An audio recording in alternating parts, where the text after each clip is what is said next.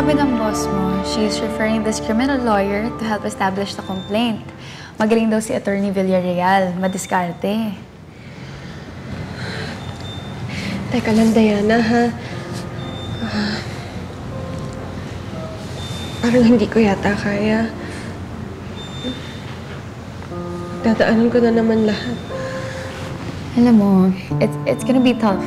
It's going to be painful, but you know what? In the end, you'll get the justice you deserve. Hi. May appointment tayo with 2 clients. Oh, there. Ladies, good morning. Good morning. Hello. Hi, Yes, hello. hello. How are you? Good. Hello. And you must be Attorney Grace Evangelista.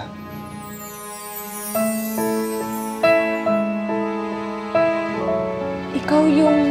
Let me stop you there. Yes, ako yun. Ako yung nakasagutan ng boyfriend mo the other day.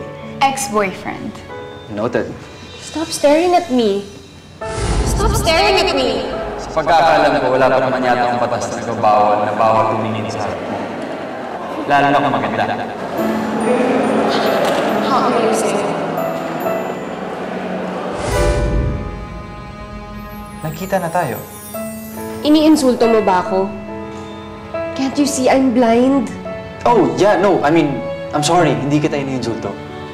But, nagkita na nga tayo. It was the Supreme Court release of bar exam results.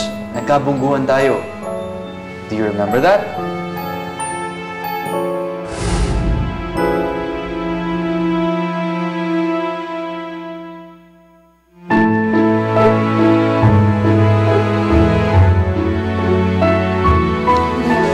Sa susunod na araw na lang natin balikan yung attorney na... Oh, no, wait. I'm sorry. I know I'm late. I'm 10 minutes late, but I forgot to introduce myself. I'm Attorney Edward Villarreal. I was referred to you by Attorney Marge. She's a family friend. And I'm sure I can help you para mapabilis yung pagsampa ng kaso ninyo. Sorry, pero hindi mo naman kailangan tanggapin tong kasong to. Hindi pa nga to nakakaakit sa prosecutor's office eh. Diana, halika na. Oh, wait. I do have connections. And all I'm asking for is your cooperation.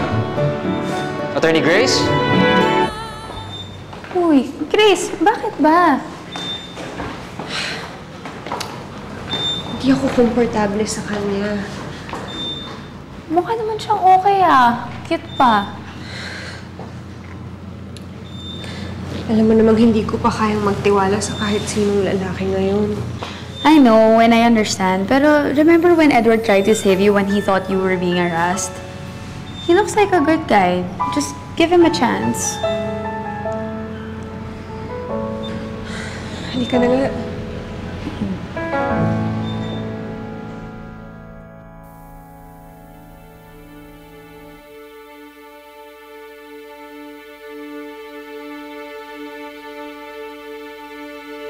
Nakaramdam ako ng hilo. Tinatawagan ko ang boyfriend kong si Joel pero hindi niya ako sinasagot. Biglang may humawak sa braso ko.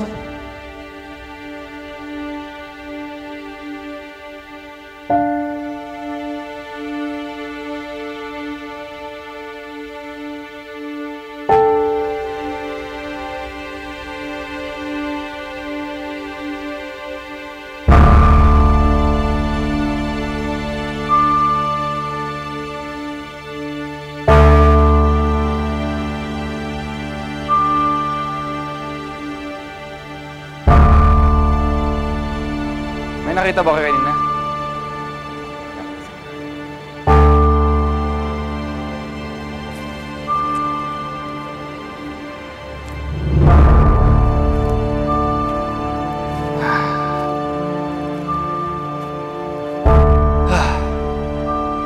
Chief, base dun sa medical legal report, nagkaroon daw ng head injury, no? Oh, sir. Dito nga naganap yung krimen. Na-search niyo na ba yung taas? Yes, sir. Tinignan na rin namin yung lugar. Pero wala kami nakita. Malakas din kasi yung ulan.